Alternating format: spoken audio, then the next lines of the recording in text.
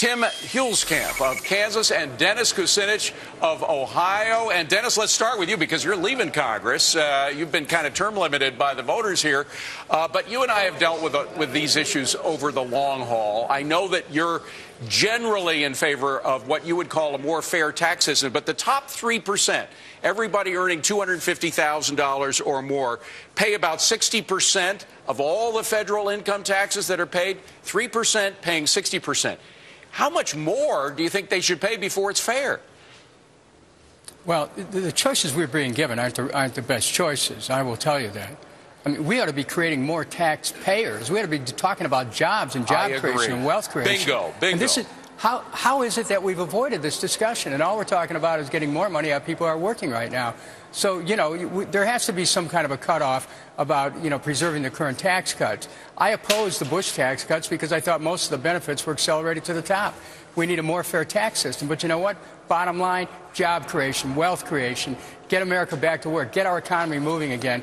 These machinations we're doing right now have nothing to do with that. And suddenly we're looking at putting off for a year the sequestration, the actual cuts that would very much be a part of bringing down the deficit. So to you, Congressman Mulvaney, you have said that there are certain feelings that you have where you would put them aside and say, all right, I'll give up on this if I can get another portion of this. What would you say yes to that you would feel a little uncomfortable about, but in the spirit of compromise, you would say, okay, I'll do it?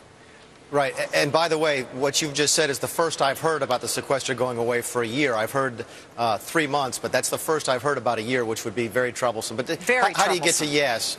What you'd like to see is something that's clean. If we're going to talk about tax rates, if that's where we are here in the last couple of hours, let's talk about tax rates. Let's not add all of this wish list of things that Democrats, the president, would like to see. Let's not add additional stimulus. Let's not delay the sequester. If we're going to focus on one thing, let's focus on one thing and see if we can at least agree on that. So, yeah, we're trying to figure out a way to get to yes. But if this ends up being a Christmas tree bill on New Year's Eve, then I think it's going to face a very difficult time in the House. Tim Huelskamp, you're a skeptic about the way things work in Washington. Frankly, so am I. I grew up there. You're kind of new there, I guess. But the fact is that some people are so skeptical about what's happening that they're saying the president wants us to go over the fiscal cliff because that way taxes will go up for everybody and he'll come in and say, okay, I want to have the Obama tax cuts for the middle class. No more will we hear about the Bush tax cuts. From now on, they will be the Obama middle class tax cuts. Do you believe that? Well, don't forget Obama signed an extension of these very tax cuts just 2 years ago and said you don't raise taxes in the middle recession. We estimate that 1 million small businesses will see their taxes go up, and I can't find a single small business owner that says if you raise my taxes, I'm going to hire more people. We should be talking about growth and opportunity here, but there are 3 strikes against the plan as I see it. It's going to raise taxes. It possibly is going to put off any spending cuts, and it's going to ignore entitlement Tim, you're not reform. answering the question. Do you think the president use it as a political tactic, wants to go off the fiscal cliff so that he can come in as a tax cutter?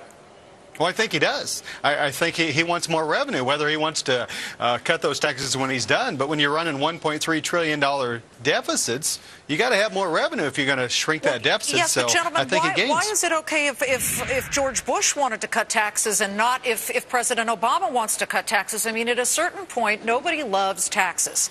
However, married with spending cuts, and why are we not hearing about that, Dennis Kucinich? Well, the spending cuts is what we need to see as well. Listen, I vocally opposed the Bush tax cuts and said, look, how are you paying for them? We're borrowing money from China to give tax cuts? What's going on? Now, as far as spending, take a look at the amount of money that's being wasted in the Pentagon. Look at these wars, the war in Iraq, before all the bills are in. Well, 800,000 Pentagon workers, 800,000 Pentagon workers may be cut, may be furloughed due to these spending cuts. So the question then becomes, all of you, maybe that's our version of austerity. Maybe we need to feel that pain. Well, these cuts were agreed to. Here, let me let Representative Mulvaney get first crack at that. Yes, please. Sure. Let's try and find a silver lining here. What we've learned from the American public during the last 2 weeks as the attention has turned to this fiscal cliff is they don't want their taxes to go up. I get it. I think Dennis gets it. Everybody gets it. People don't want to pay more taxes. If you want to get rid of the deficit, there's only 2 ways to do it: raise taxes or cut spending. People are telling us, don't raise our taxes. That leaves only the spending side of the equation. The president needs to get that message as loud and clear as he seems to have got the message on taxes. If there's a silver lining here, maybe it's that, and maybe this is the way we build towards some type of long-term solution in the future. I don't see a silver lining. I got to just be that honest. I don't see a silver lining coming out of Washington. But Congressman Huelskamp, the reason I don't is because I've seen all these promises broken in the past. The promises of 3-to-1 in terms of spending cuts to tax increases during the Reagan administration, Bush's 2-to-1 or whatever it was. All of those promises are broken. If the government gets more money, it will spend that money. It will not put it to pay down the debt. Don't you agree? Well, I agree, and listen to what the president said just a couple hours ago. He talked about sequestration and how bad those cuts were, as if he hadn't signed the bill that did that.